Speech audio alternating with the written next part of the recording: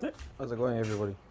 So today, after lifting Suburban, and we finally got a name for it. My wife actually came up with a name, Zorro. So we're gonna call this the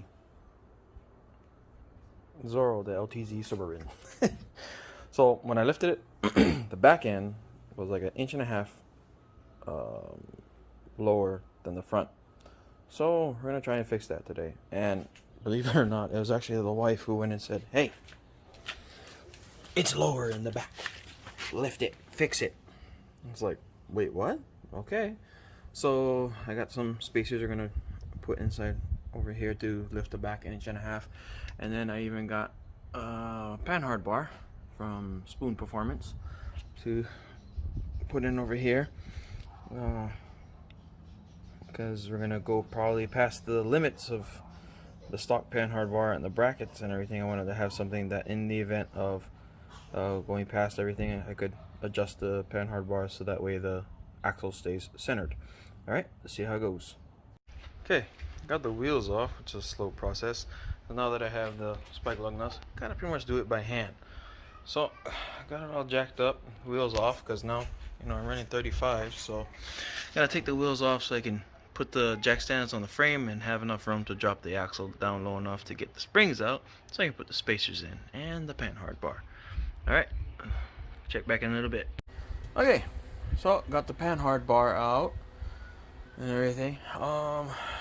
And disconnected the brake line bracket over there so the axle could droop down a little bit more without breaking any brake lines. Took off the breather tube right there from top backside over here for the differential.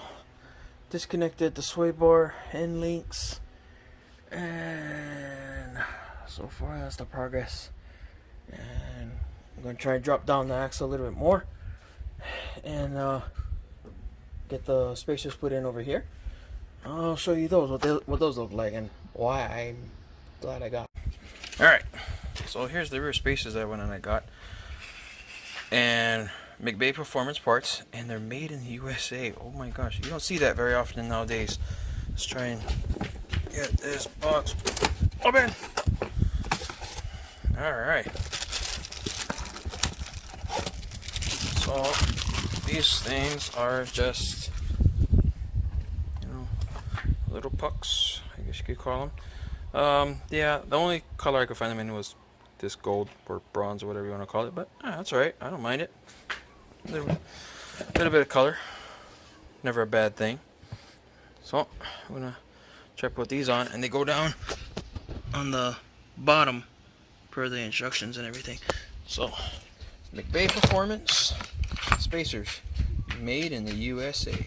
Yee! Okay, got the spring out. That's where the perch and everything is. Clean that up, clean up the rubber. It goes right on top right there. Now, where did I put it? Grab the other one. Yeah. I'm gonna grab this.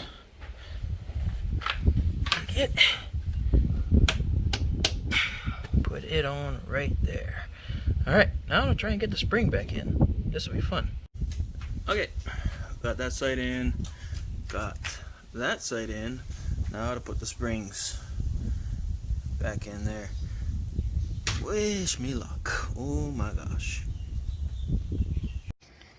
Okay, so surprisingly, these were not hard to put in. I was able to drop down the axle far enough so that way the spring could just go straight inside. Little tip, you may want to take off these ones right over here, along with the one over here, the differential. There's another one down right inside over there that holds the brake line. It just gives a little bit more so you can drop it down and you don't risk breaking your brake lines, which it would be a bad thing. But I started putting everything back together. Got the shocks back in, just loose.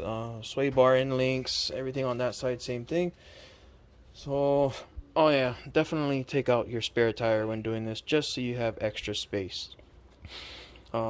I had to put it back in here when they did the exhaust, which is a good thing.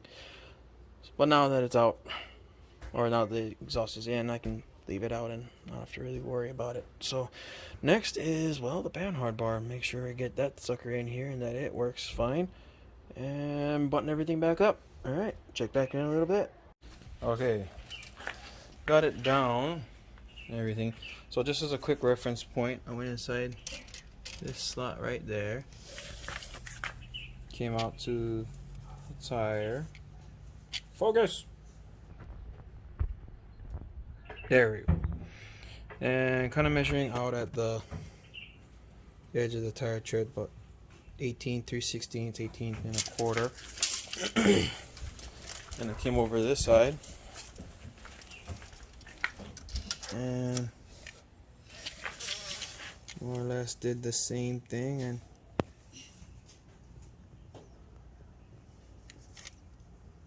got about roughly the same. I mean, it's not much difference, and I already kind of adjusted the panhard bar.